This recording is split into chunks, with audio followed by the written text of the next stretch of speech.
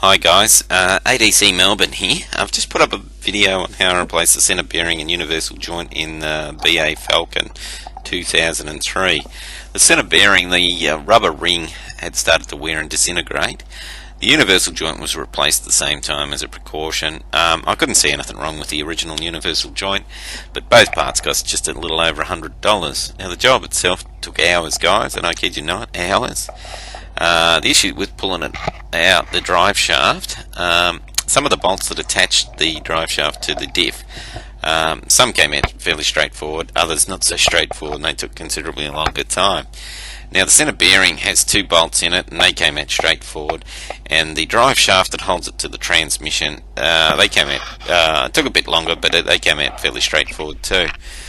Now once the drive shaft was removed from the car, the universal joint, taking the clips out was straightforward. Now I was originally advised that all I had to do was just bang away at the universal joint and that should separate it from the drive shaft, but that didn't turn out to be the case. After about 40 minutes of banging, little or no result. So a press was brought in. That sped things up considerably, and I'm surprised I didn't use it in the first place. But one of the cross features of the universal joint still wouldn't come out. We had to use an angle grinder on it, so that finally came free. Now, separating the yoke from the drive shaft so we could access the centre bearing, the bolt came free fairly quickly, but the yoke itself took considerable banging to release it. Putting it back together, we used Permatex, I think it was Permatex anti-seize lubricant on the yoke and the bolt, just so we don't have the same problem in the future should it need to be removed, but I'm hoping we don't have to do it. Now, the universal joint, now that we had the press to replace the new universal joint, was very straightforward.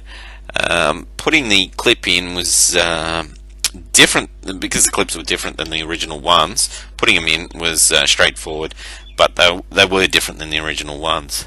Now, putting it back under the car. Now, there's three bolts that hold it to the transmission. Lining that up was straightforward. The two bolts that attach the centre bearing to the car, that was straightforward too. There's only two there. Now, there's six bolts that attach the drive shaft to the diff. Now we had to put the car in neutral and turn the wheel of the car and twist the drive shaft a bit, but eventually after about 10-15 minutes we managed to get that lined up. Now all the original bolts and nuts were used. Now I used a product called Permatex thread locker.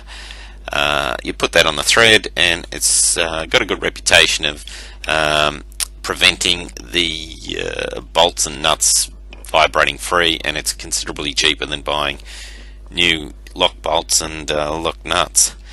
Now I've put a link both in the video and in the description of the company that has that product. Now again, working underneath the car, it's a safety issue, guys. I drove the car up on ramps, of course. Now they were 1 ton each, and the stands that held the rear axle, they were 3 tons each, as you can see in the video itself. Now I didn't have any issues with regards to safety, but time-wise it took considerably longer than I anticipated. So I hope this videos have helped you guys, and cheers, guys.